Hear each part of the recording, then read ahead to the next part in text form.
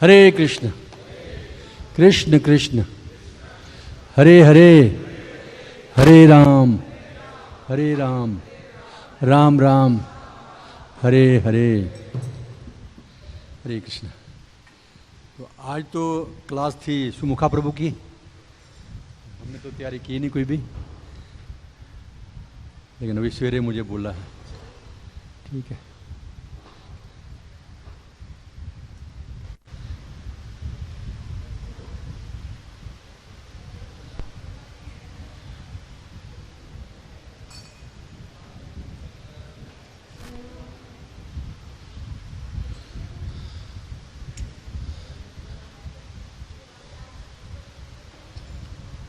हरे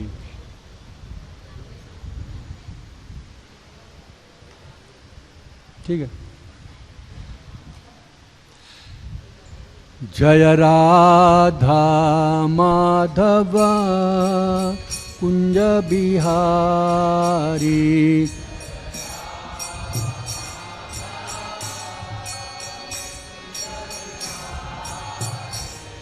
जय राधा माधव कुंज बिहारी,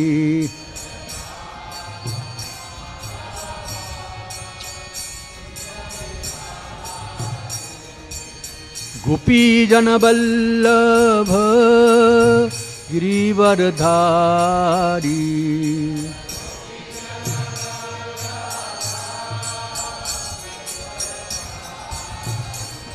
जय गोपी जन वल्लभ गिरिवरधारी,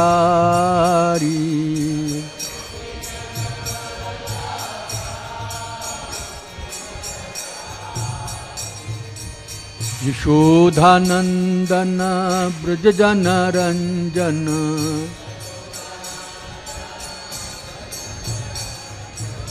यशोधानंदन ब्रज जन रंजन,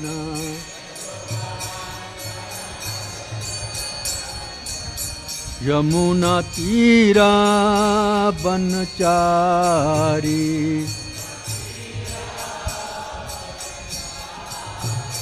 यमुना तीर वनचारी,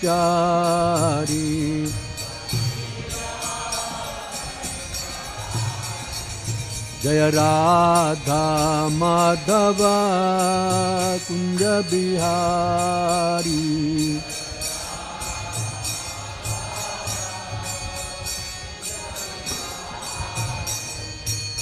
गोपी जन वल्लभ गिरिवरधारी,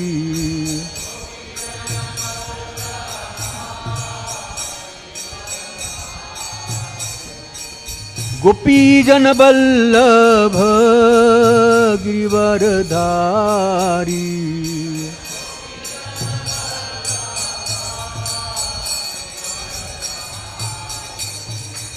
यशोधानंदन ब्रज जन रंजन,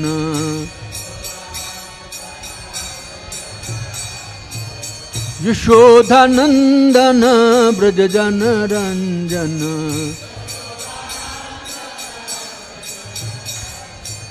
यशोदानंदन ब्रज जन रंजन,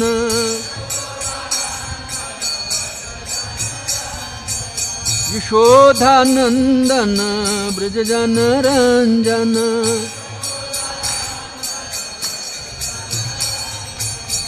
यमुना तीरा बनचारी,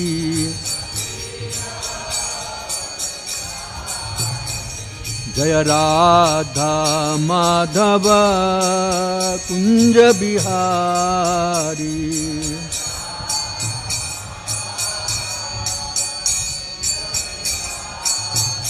हरे कृष्णा कृष्ण कृष्ण हरे हरे, हरे राम राम राम हरे हरे, हरे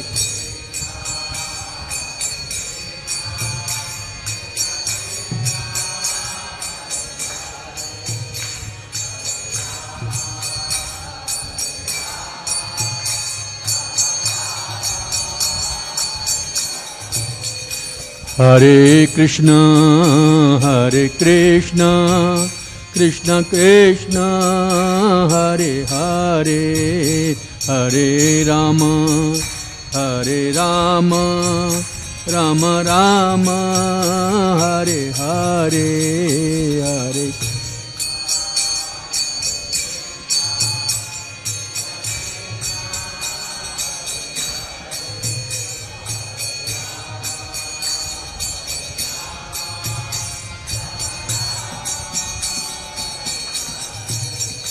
Hare Krishna,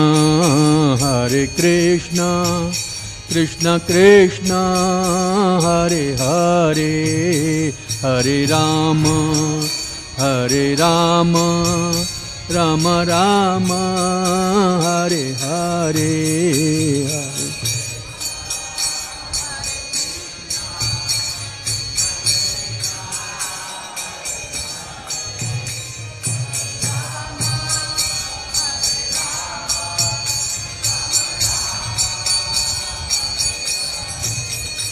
Hare Krishna, Krishna Krishna, Hare Hare, Hare Rama,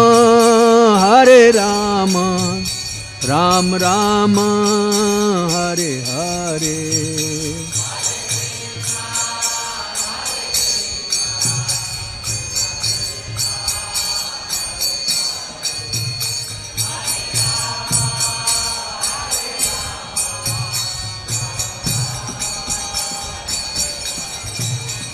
Hare Krishna, Krishna Krishna, Hare Hare, Hare Rama, Ram Rama, Hare Hare. Prabhupada, Arth Sati.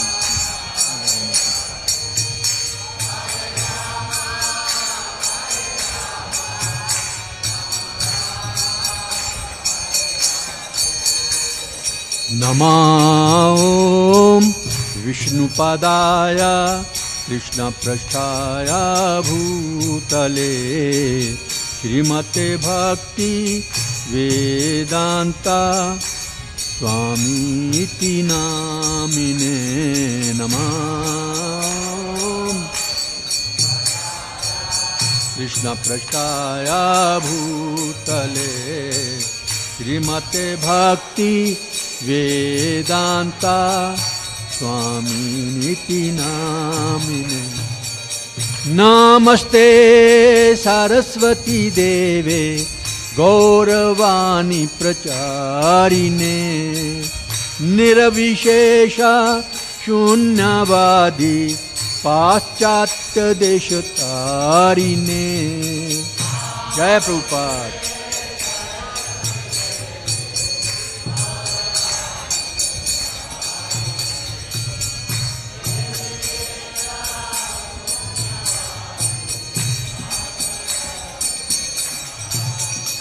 Jaya Shri Krishna Chaitanya Prabhu Nityananda Shri Advaita Gadadhar Srivasadi Gaura Bhakta Vrinda.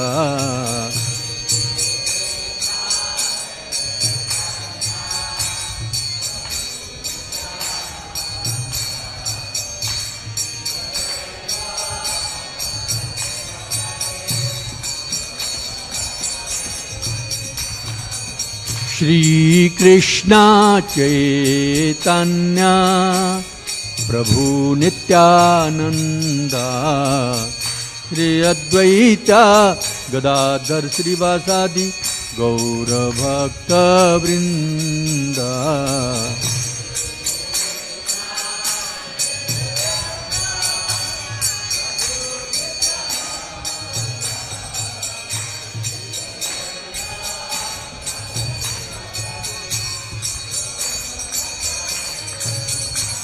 Hare Krishna, Krishna Krishna, Hare Hare, हरे राम राम राम हरे हरे।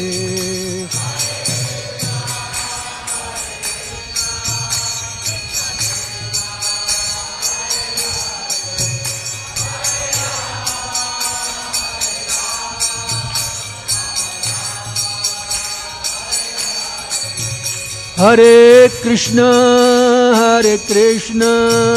कृष्ण कृष्ण हरे हरे। हरे राम राम राम हरे हरे।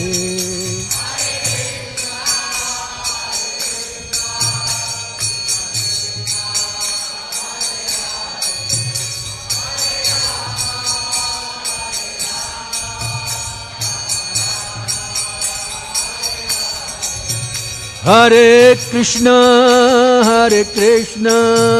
कृष्ण कृष्ण हरे हरे। हरे राम राम राम हरे हरे। हरि बोल।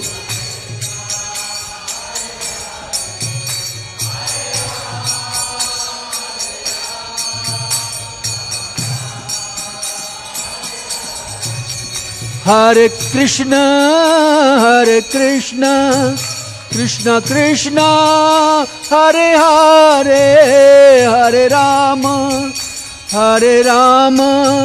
राम राम हरे हरे। हरे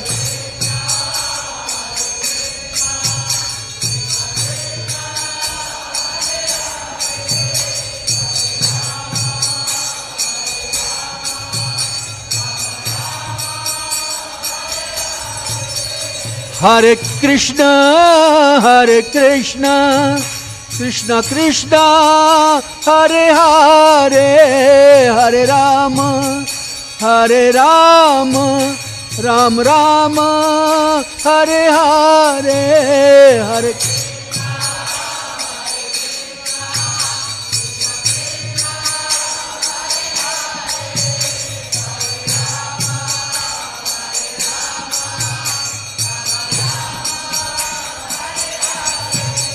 हरे कृष्ण कृष्ण कृष्ण हरे हरे। हरे राम राम राम हरे हरे।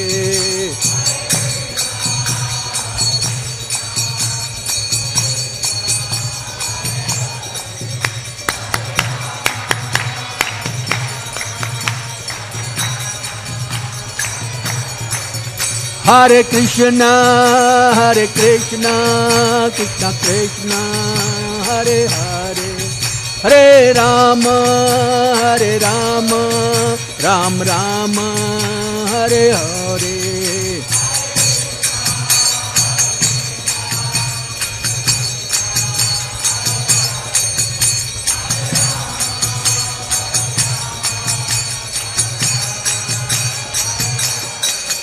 हरे कृष्ण कृष्ण कृष्ण हरे हरे। हरे राम राम राम हरे हरे।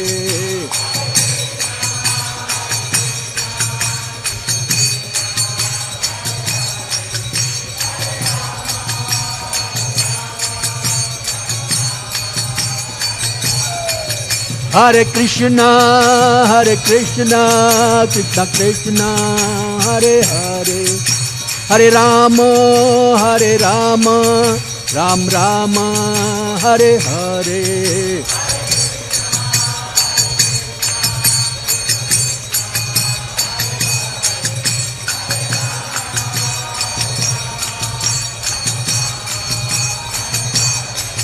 हरे कृष्ण कृष्ण कृष्ण हरे हरे। हरे राम राम राम हरे हरे।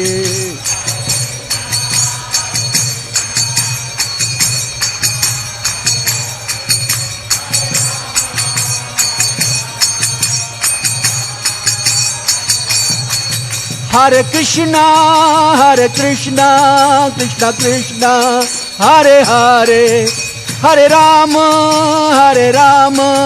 राम राम हरे हरे।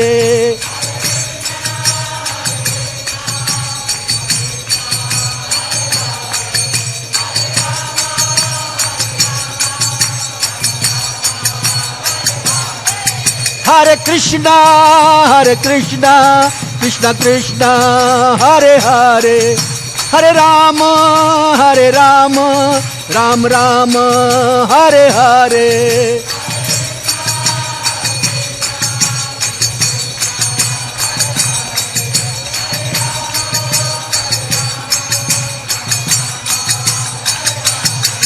हरे कृष्णा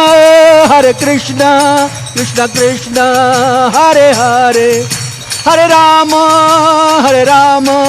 राम राम हरे हरे।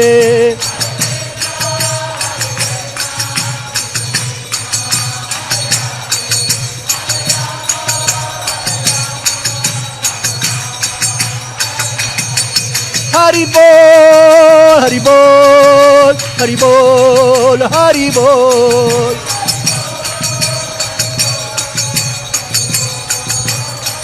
जय प्रभुपदा जय प्रभुपदा जय प्रभुपदा जय Prabhupada.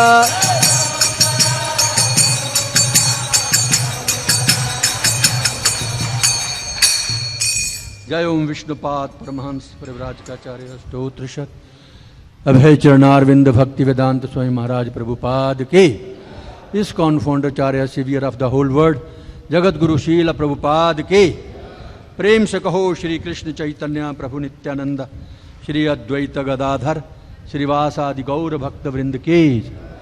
All glories to the assembled devotees Hare Krishna, all glories to the assembled devotees Hare Krishna, all glories to Shri Guru and Shri Gauranga, all glories to Srila Prabhupada की। ग्रंथराज श्रीमद् भागवतम के। हरे कृष्ण।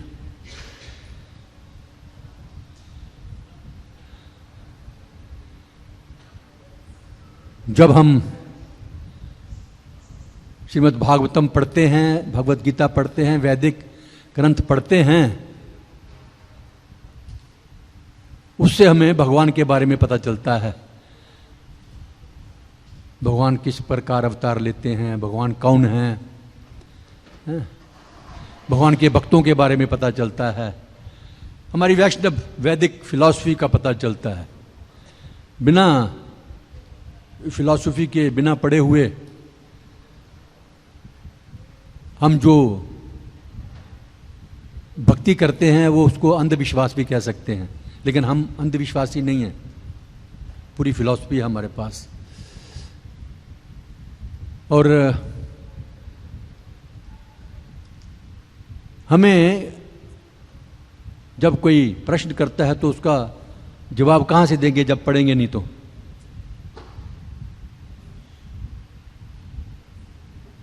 हाँ, कभी कभी ऐसी स्थिति होती है, वो बहुत ऊंची है, कलयुग में बड़ा मुश्किल है। जब शुद्ध भक्ति में लगा रहता है तो बहुत सारे क्वेश्चन अपने आप ही उसके आंसर आ जाते हैं, दिव्य ज्ञान मिल जाता है। ये भी एक तरीका है, लेकिन कलयुग में इसे बहुत मुश्किल है, रेयर।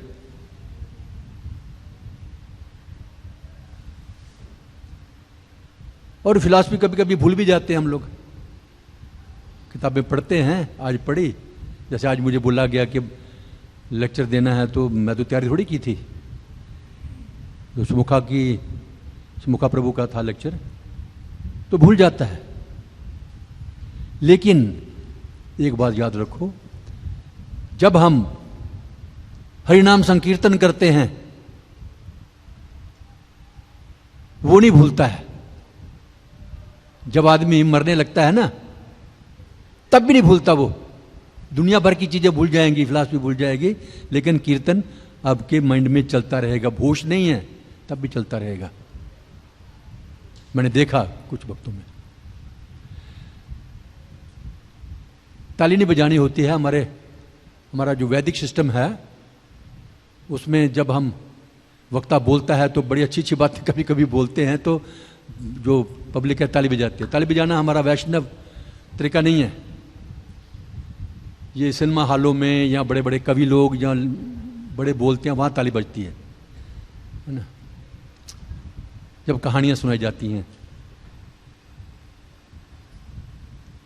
सो जब हम कीर्तन करते हैं तो सारी रात जब सोए रहते हैं, आप मृत्यु के समय तो याद आता ही है, सोए रहते हैं ना झरी निद्रा में, तब भी वो करताल और हरे कृष्णा मंत्र चलता रहता है और पब्लिक सारी जनता कीर्तन करती रहती है। होता नहीं ऐसा? फिलॉसफी भूल जाते हैं लेकिन कीर्तन चलता रहता है। इसका मतलब है कीर्तन किसका चलता है? जिससे आप प्रेम करते हैं, है ना, उसी का कीर्तन करोगे ना जिसको प्रेम करते हो। भगवान चाहते भी नहीं है, भगवत गीता में तो बोला मन मना भाव। मन मना भाव का क्या मतलब होता है? यही है मेरे से प्यार करो, मुझे याद करो। तो जितना ज्यादा कीर्तन करेंगे वो 24 घंटे आपको याद रहेगा। फिर अगले दिन दोबारा करो तो याद होता रहेगा, फिर कभी भूलेगा ही नहीं। सोए हो, जागते हो, खाना खा रहे हो, चल रहे हो, कोई काम कर रहे हो, तब भी धुनी चलती रहती है। ये प्रैक्टिकल बात है, साइंटिफिक बात है ये। तो फिर जो भक्त है उसको डरने की आवश्यकता नहीं है। जब मर्जी ये शरीर से प्राण निकल जाएं, हमेशा तैयार है। क्यों? क्योंकि भगवान ने कहा है भगवत गीता में कि जो मुझे याद करता हुआ अंतकाले, है ना, अंतकाले मामे स्मरण मुक्त, तो मेरे धाम में वापस आ जाएगा।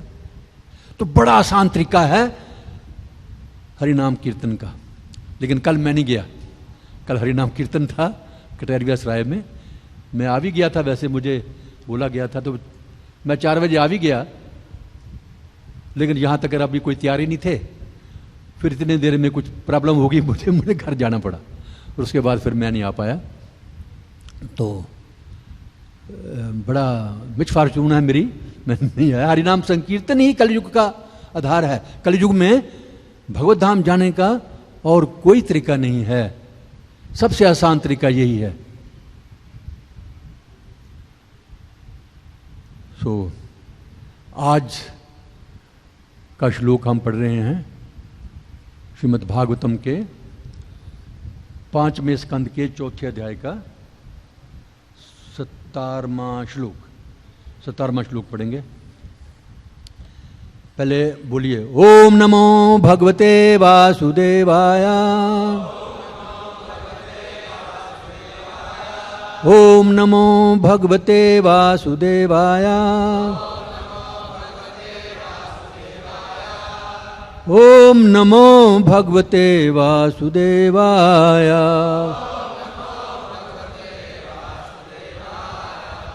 नारायणं नमस्कृत्य नरं चैव नरोत्तमं देवीं सरस्वतीं व्यासं ततो जयामुदीरये। नष्टप्रायेषु भद्रेषु नित्यं भगवती उत्तम श्लोके भक्तिर्भक्ति।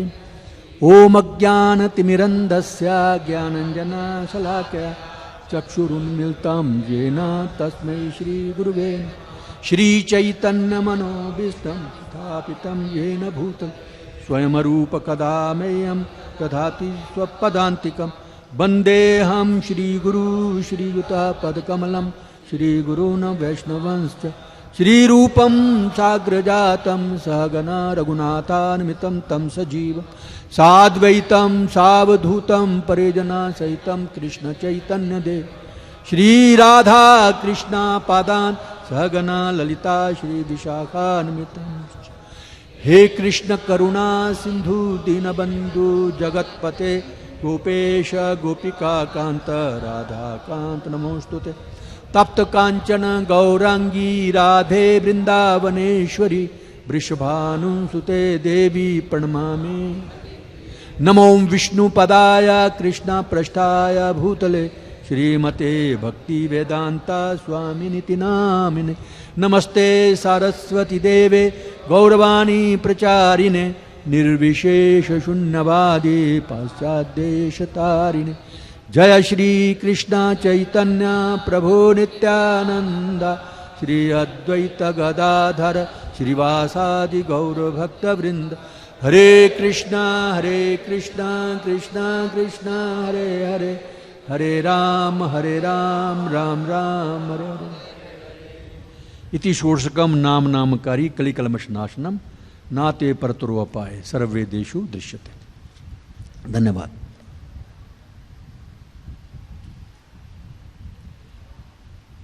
भगवान ऋषभदेव के लक्षण।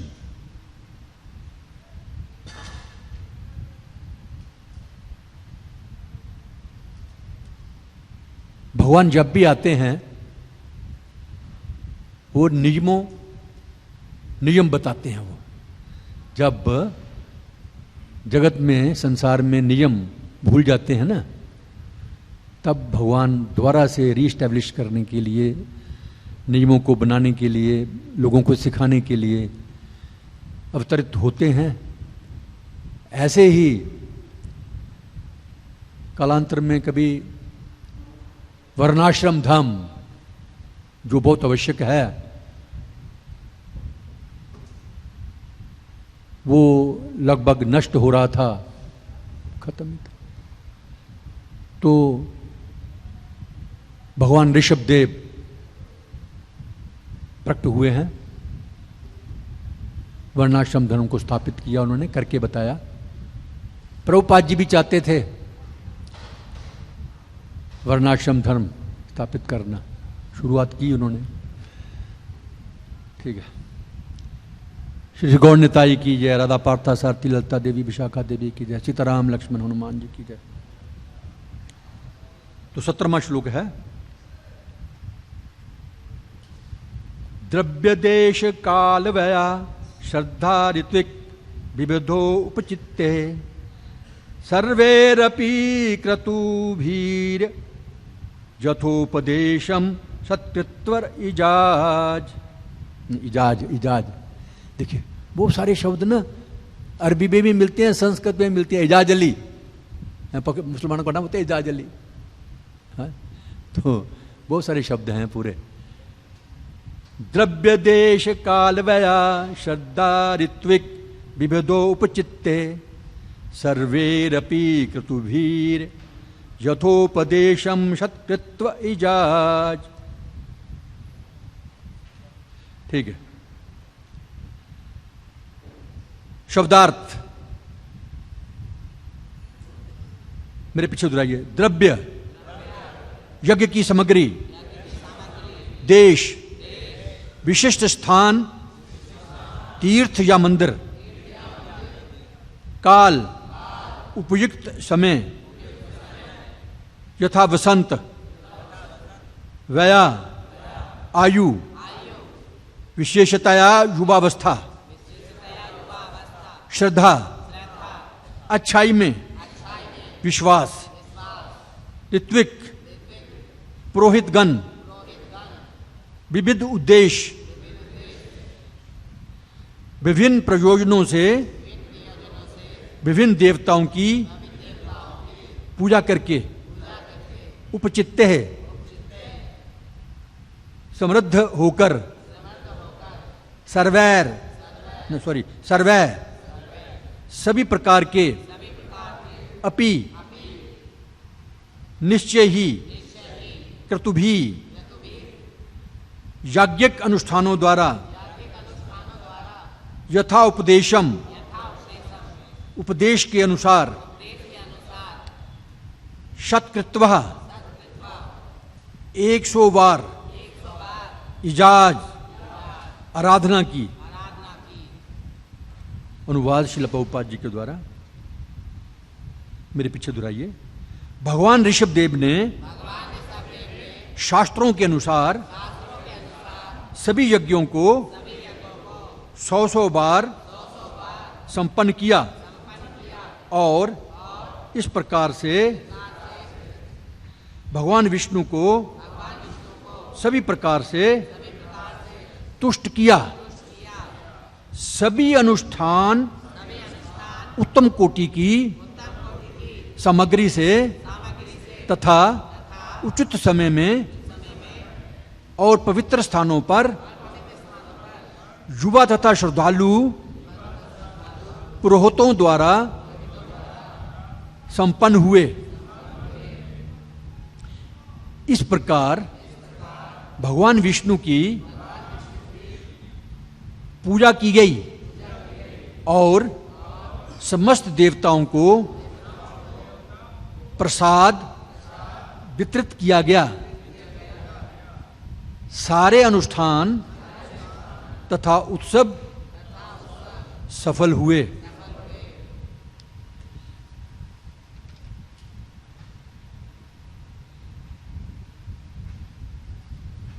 यहां पर बताया गया है कि भगवान ऋषभदेव ने शास्त्रों के अनुसार सारे यज्ञों को 100 बार संपन्न किया और इस प्रकार से भगवान विष्णु को सभी प्रकार से तुष्ट किया।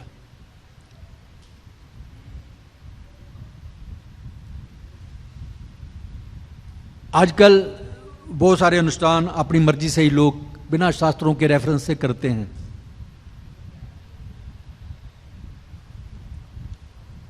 तो ऐसा नहीं होना चाहिए। इसीलिए जो महापुरुष होते हैं या भगवान यहाँ अवतरित होते हैं वो करके बताते हैं ताकि जनता उसी प्रकार करे। यत् यत् शीर्षमन्य आचरितम तत्तत् अनुवर्तते लोका। जो आम पब्लिक है वो जो बड़े व्यक्ति हैं, पूजनीय व्यक्ति हैं, वो करते हैं, वैसे ही आम जनता करती है। तो इस कारण हालांकि भगवान को तो कुछ जरूरत नहीं है करने की, लेकिन उन्होंने करके बताया। और भगवान विष्णु को सब प्रकार से तुष्ट किया। स्वार्थगतम ही विष्णु। यदि हम भक्ति नहीं करते हैं, विष्णु की भक्ति नहीं करते हैं, इसका मतलब है हम अपना स्वार्थ भी नहीं जानते। किस चीज में हमारा स्वार्थ है। और कलयुग में तो लोग 99% 9 किस्म के लोग ऐसे ही हैं, अपना स्वार्थ का भी पता नहीं है किस में हमारा स्वार्थ है।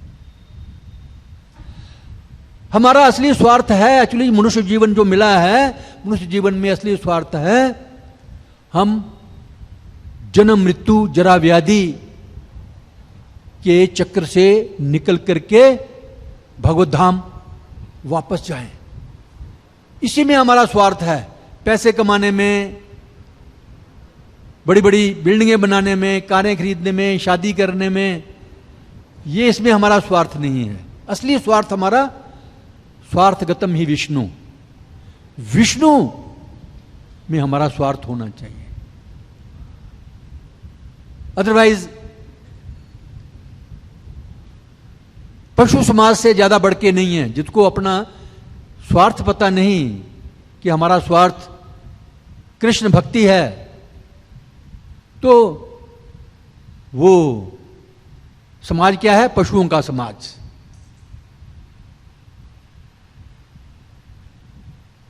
उसके बाद अगली लाइन में सभी अनुष्ठान उत्तम कोटि की सामग्री से तथा उचित समय में उत्तम कोटि की सामग्री से। बहुत सारे लोग बहुत सारे अनुष्ठान करते हैं। जब दान भी देना होता है ना, मंदिर में भी कभी कभी कुछ लाख दान देते हैं, तो जो सी ग्रेड आटा होता है वो मंदिर को देंगे जिसमें कीड़े पड़ने वाले हैं। अच्छा आटा बेचेंगे, ऐसा ही होता है। ऐसे ही फ्रूट थोड़ा सा गल रहा है, ए मंदिर वालों को दे दो। लेकिन ऐसा नहीं, करके बताया उत्तम कोटि का यज्ञ भी करो, उत्तम कोटि का, और समय भी उचित होना चाहिए और पवित्र स्थान होने चाहिए। और युवा तथा श्रद्धालु पुरोहितों द्वारा संपन्न हुए। एक तो युवा होना चाहिए, वैसे तो बूढ़ा भी कर सकता है, लेकिन युवाओं के ऊपर ज्यादा जोर है। युवा लोग जो हैं वो कुछ भी कर सकते हैं। बूढ़ा आदमी नहीं कर सकता।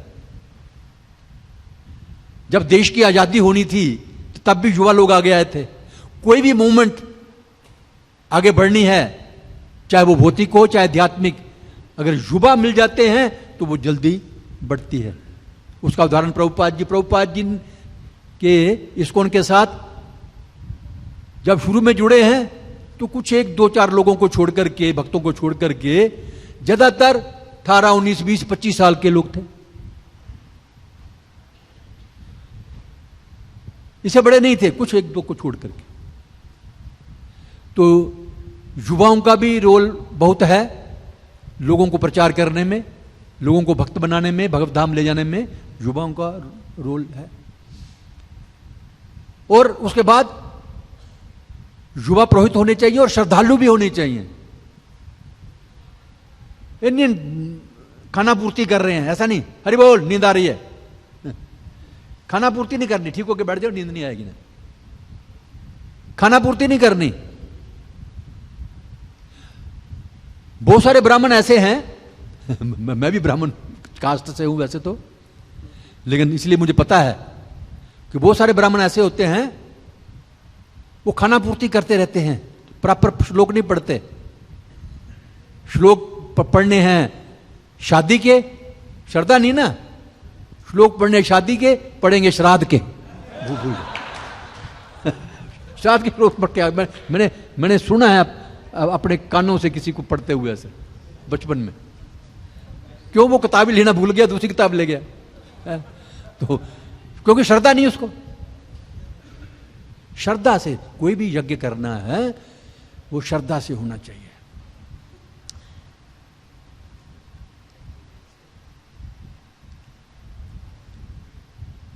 आइए एक और कहानी सुनाता। एक दफा हमारे अपने भक्त थे, मंत्र तो पढ़ने आते नहीं है, तो यज्ञ में बुला लिया, किसी यज्ञ करना है जी, यज्ञ करना है। तो यज्ञों में श्रद्धा भी नहीं होगी उसको बेचारे की। तो मुझे खुद ही बताया उसने। तो मैं क्या करता वहां पर, मुझे और कुछ नहीं आता, वहां पर ओम नमो विष्णुपदाय कृष्ण प्रसाय भूतले श्रीमते भक्ति वेदांत स्वामी नामिने स्वाहा ऐसे करके मंत्र बोल करके वो आ गया। गुस्सा नहीं करना, जो होगा यहां पर। तो श्रद्धा होनी चाहिए, श्रद्धा। कोई भी अनुष्ठान करना है श्रद्धा से करना है। हरे कृष्ण महामंत्र का जप करते हैं हम, वो भी श्रद्धा से होना चाहिए। टोटल गुरुजी ने बोला है 16 माला जाप करनी है ना, फटाफट टक टक टक टक टक टक टक किया, 16 माला गई, वो माला रख दी वहां पर टांग करके, आज टंगी नहीं है, यहां टंगी होती है। तो ये श्रद्धा नहीं है ना। गुम हो जाएगी माला, कोई परवाह नहीं। और भाई प्रभुपाद जी कहते हैं माला गुम नहीं होनी चाहिए, तुम गुम हो जाओ अगर होना है तो। माला क्यों गुम करते हो? निकल, कोई बहुत सारे लोगों की माला बाथरूम में छूट जाती है, कहीं छूट जाती है, गाड़ी में छूट जाती है। अगर श्रद्धा होगी तो माला नहीं छूटेगी। इस प्रकार भगवान विष्णु की पूजा की गई और समस्त देवताओं को प्रसाद वितरित किया गया। जब भी अनुष्ठान करते हैं तो प्रसाद तो देते ही हैं, लेकिन प्रसाद कब देना है? पहले विष्णु को प्रसाद। यज्ञ का मतलब ये विष्णु होता है। पहले भगवान को प्रसाद भोग लगता है, उसके बाद देवताओं को भी।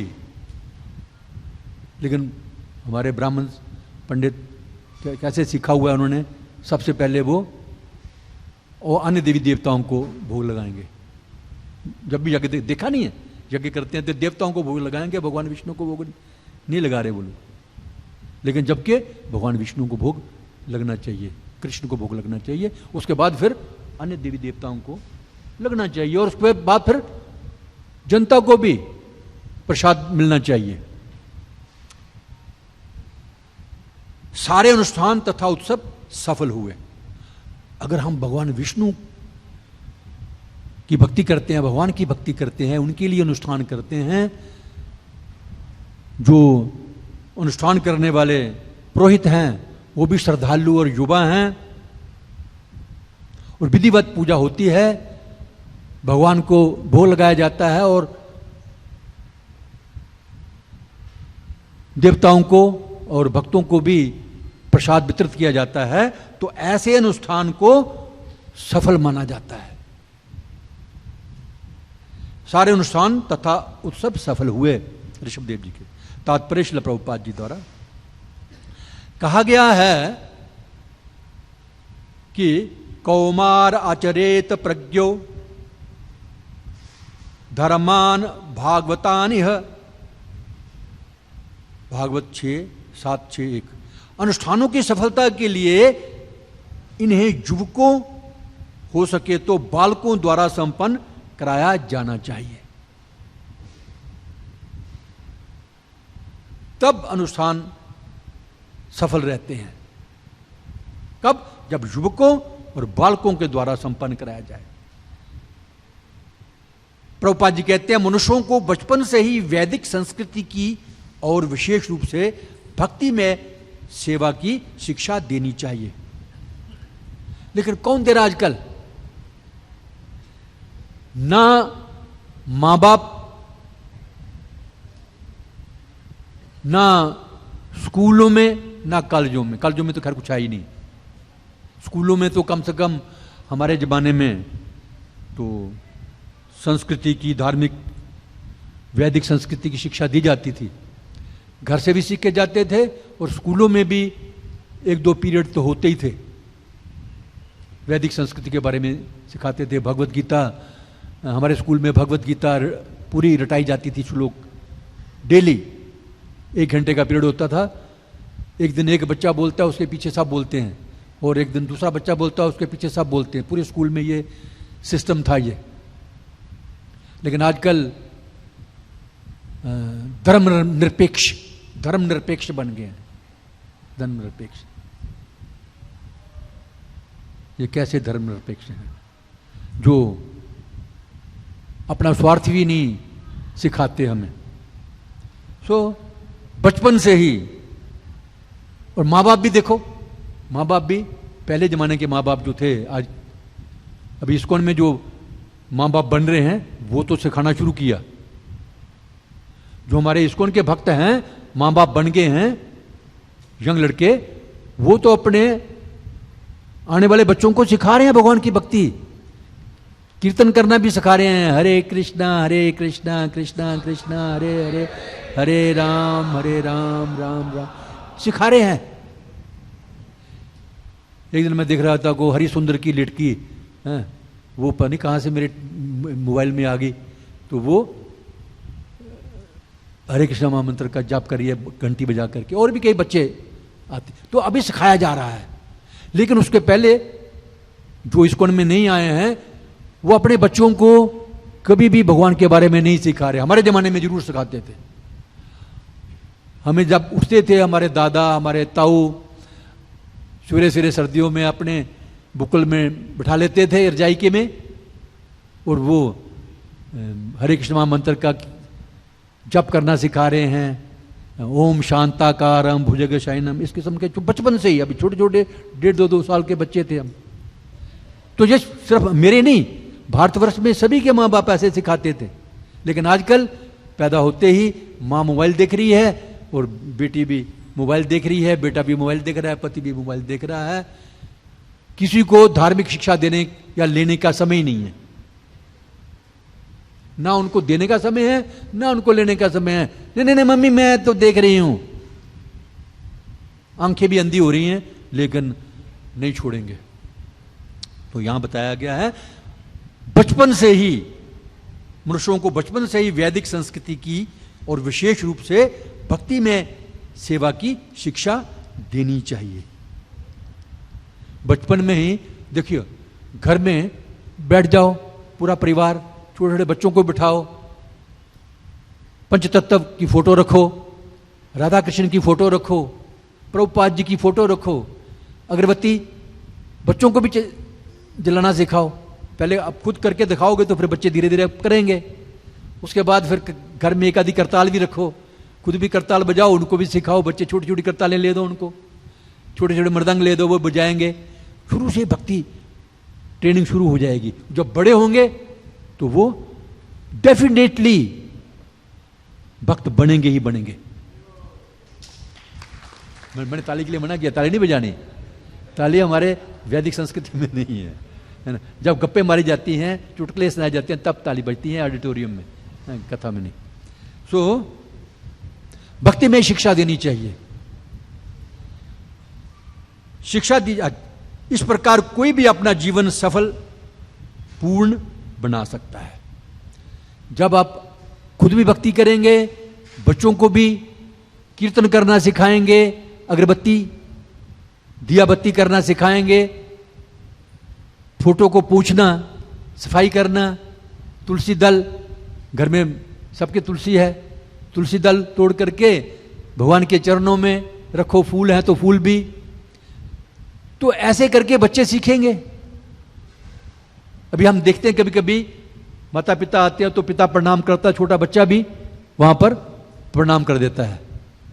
तो उसी से भगवान खुश होते हैं, भगवान चाहते यही है ना। तो ये सिखलाई कौन देगा? हम सब देंगे, हम आप देंगे। और आप पर ज्यादा, अब यंग जनरेशन जो है ना, आप लोग भक्त जो हैं, आप पे ऊपर ज्यादा जिम्मेदारी है। तभी आपका जीवन भी सफल है और औरों का भी जीवन सफल कर सकते हैं। चैतन्य महाप्रभु जी ने कहा है, देखिए भारतवर्ष में जो जन्म हुआ है ना हमारा, ये बिजनेस करने के लिए, एमबीए एमटेक करने के लिए नहीं है। भारतवर्ष में जिनका भी जन्म हुआ है उनका काम है, भगवान ने यह काम दिया हुआ है क्या? अपना जीवन भी सार्थक करो, जीवन सार्थक करी करो उपकार, और पूरी दुनिया में भगवान के नाम का प्रचार करो और सबको भगवत धाम ले जाने के योग्य बनाओ। यह है भारतवर्ष के लोगों की जिम्मेदारी।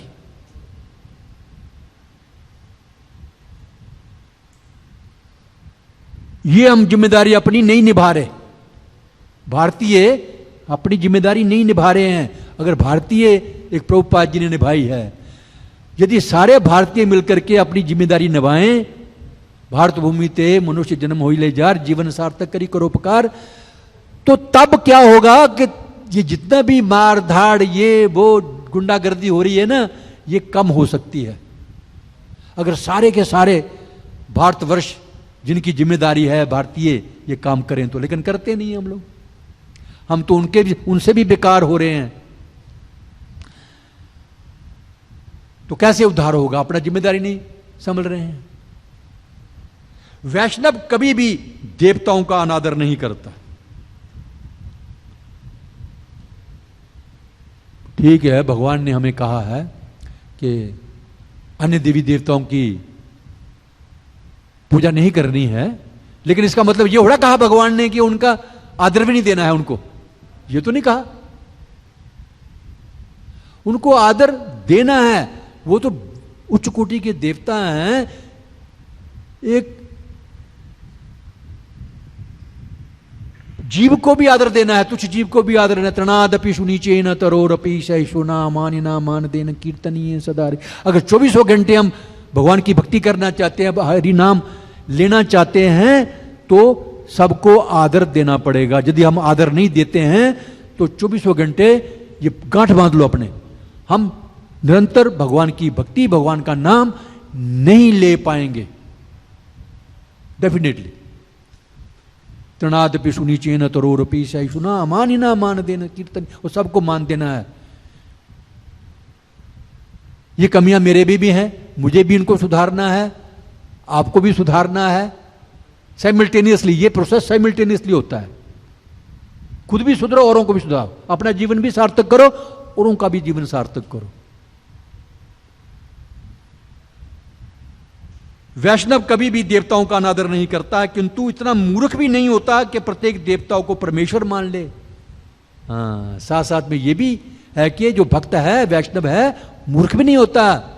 सबकी स्थिति क्या है, इसकी स्थिति क्या है, इसकी स्थिति क्या है, ये भी जानता है वो।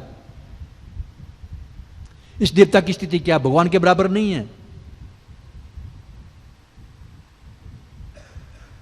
कृष्ण के बराबर तो कोई भी नहीं है। भगवान ना भगवान के बराबर, ना भगवान से ऊंचा कोई नहीं है। ये भक्तों को पता होना चाहिए। नहीं तो आम पब्लिक, जब तक हम भी प्रभुपाद जी की शरण में नहीं थे, तो कहते किसी भी की पूजा कर लो, सब बराबर है, एक ही बात है, विष्णु की पूजा करो, कृष्ण की पूजा करो, राम की पूजा करो, शिव जी की पूजा करो, वैष्णो माता की पूजा करो, किसी काली माता की पूजा करो, बराबर है, एक ही रास्ता है सबके लिए, सबका एक रास्ता पड़ा। ये जानती देव व्रता देवान पित्रान जानती पित्र भूतान जानती भूतज्ञ। पर जिधर का रास्ता अपनाओगे उधर ही जाओगे। भूतों की तरफ जाना चाहते हो, भूतों की पूजा करो। लेकिन आजकल इतने कम बुद्धि वाले लोग हो गए हैं, ये चीजें समझते नहीं हैं। कब्रों की जाके पूजा करेंगे, हमारे हिंदू लोग भी कब्रों में जाके पूजा करेंगे। हमारे हिंदू सिख सारे हिंदू हैं एक्चुअली। पंजाब में देखते हैं, हरियाणा में देखते हैं, जगह जगह कब्रें बनी हुई हैं, है ना, वहां जाके लाइन लगी होती है। को वीरवार या शुक्रवार को कहां लाइन लगी होती है। इतने बुद्धिमान है, भक्त को बुद्धिमान होने चाहिए, ये लोग बुद्धिमान नहीं है।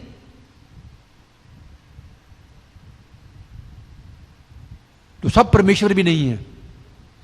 परमेश्वर समस्त देवताओं के स्वामी हैं, अतः सारे देवता उनके सेवक हैं। ईश्वर एकला कृष्ण और सब भृत्य, सब उसके नौकर चाकर हैं। सब केवल एक मालिक, सबका मालिक एक कृष्ण सबका मालिक एक कृष्ण, सबका मालिक एक वो वाला नहीं, सबका मालिक कृष्ण, और सब नौकर चाकर भृत्य, सबका मालिक एक। वो उंगली उधर ध्रुव नारायण कर रहे हैं, सबका मालिक एक, वही मालिक है सबका, बाकी सब नौकर चाकर हैं।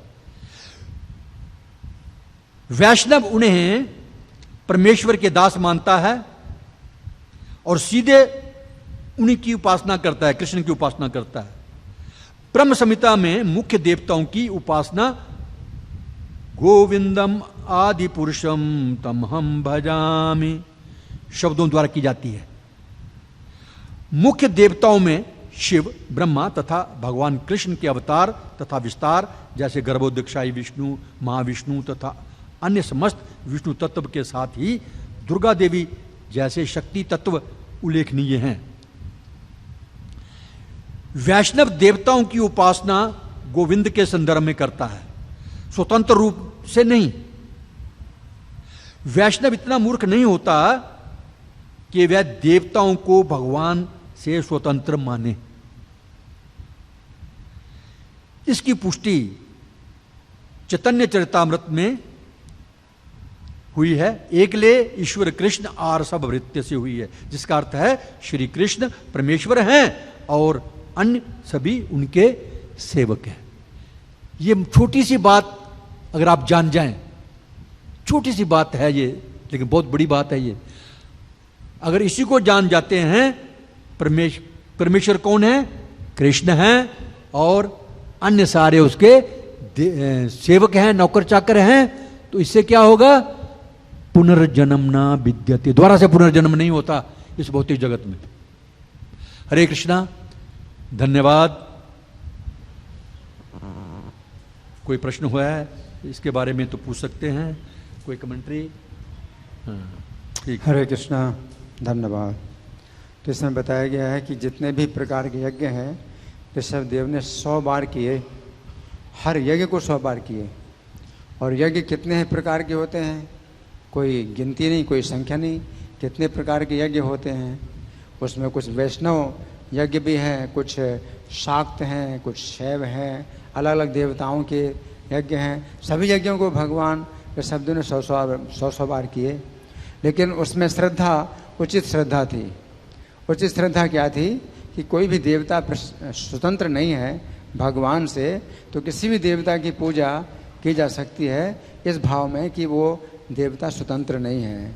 तो गीता में भगवान कहते हैं कि सात्विक यज्ञ क्या होता है कि अफलाकांक्षी भर यज्ञो विधि दृष्टो यजते, कि बिना फल की आकांक्षा के और विधि जो बताई गई है शास्त्रों में उसके अनुसार कोई पूजा करे। अफलाकांक्षी भर यज्ञो विधि दृष्टो यजते यष्टव्यम एवेति मना समाधाय सात्विका, करना चाहिए पूजा, इस भावना से पूजा अगर की जाती है तो सात्विक पूजा कहलाती है। तो वो किसी भी देवता की पूजा की जाए तो उसमें श्रद्धा जो होती है वो भगवान के प्रति होती है, उस देवता के प्रति नहीं होती है। और देवता के माध्यम से वो भगवान की पूजा कोई व्यक्ति कर सकता है। तो भगवान ऋषभ देव ने जितने प्रकार के यज्ञ सबको 100 बार किया और ये जो है शिक्षा दी। चूँकि उस समय इतनी लंबी आयु होती थी, जैसे भरत महाराज ने 1 करोड़ साल तक राज्य किया, तो इतनी लंबी आयु तो इसमें सब प्रकार के यज्ञ 100 बार किए जा सकते हैं। अब कलयुग में तो ये संभव नहीं है कि इतनी बड़ी आयु हो और यज्ञ भी जो है संभव नहीं वैसे यज्ञ करना। तो चैतन्य महाप्रभु के बारे में बताया गया कि चैतन्य महाप्रभु श्रीमद् भागवत सुनते थे, तो उसमें भी बताया कि 100 बार चैतन्य महाप्रभु ने ध्रुव महाराज की कथा सुनी और 100 बार प्रहलाद महाराज की कथा सुनी। तो पूरी भागवत सुनते थे गदाधर पंडित से। तो चैतन्य महाप्रभु ने भी यज्ञ किया। अब कलयुग में जो यज्ञ है वो क्या है? श्रीमद् भागवत सुनना, ज्ञान यज्ञ। तो एक ही यज्ञ है कलयुग में, ज्ञान यज्ञ, श्रीमद् भागवत को सुनना। और भगवान स्वयं सुनते हैं, ये सबसे बड़ी बात है कि उन्होंने सुना। तो हमें एक ही प्रकार का यज्ञ प्रभुपाद ने दिया है। प्रभुपाद के जितने मंदिर हैं सब मंदिर श्रीमद् भागवत सुनने के लिए हैं। सबको सुनना है श्रीमद् भागवत, शाम को गीता सुनना है, सवेरे भागवतम सुनना है। तो ये यज्ञ है, यज्ञा नाम है। तो जितने श्रेयान द्रव्यमयात यज्ञात ज्ञान यज्ञ परंतप, जितने प्रकार के द्रव्य यज्ञ हैं उनमें ज्ञान यज्ञ सबसे श्रेष्ठ है। सर्वम कर्माखिलम पार्थ ज्ञानी परिसमापिते, जितने भी कर्म सब ज्ञान में समाप्त होते हैं। तो हमें प्रभुपाद ने एक ही प्रकार का यज्ञ दिया है, ज्ञान यज्ञ, और रोज़ हमें सुनना है और बार बार सुनना है। ये नहीं सोचना है कि ये प्रभु जी प्रवचन दे रहे हैं तो सुनेंगे, दूसरे प्रभु जी प्रवचन दे रहे हैं तो नहीं सुनेंगे। तो ये जो है प्रभुपाद का जो आदेश है कि वो हमें सुनना है भगवान को प्रसन्न करने के लिए। ये नहीं है कि जो है कोई भी प्रवचन दे, तो सुनना है, बैठना है। तो चैतन्य महाप्रभु चूँकि स्वयं योग धर्म की स्थापना करने के लिए आए, तो उन्होंने इस धर्म की स्थापना की कि आपको सुनना है। हरे कृष्णा। ग्रंथराज श्रीमद् भागवतम के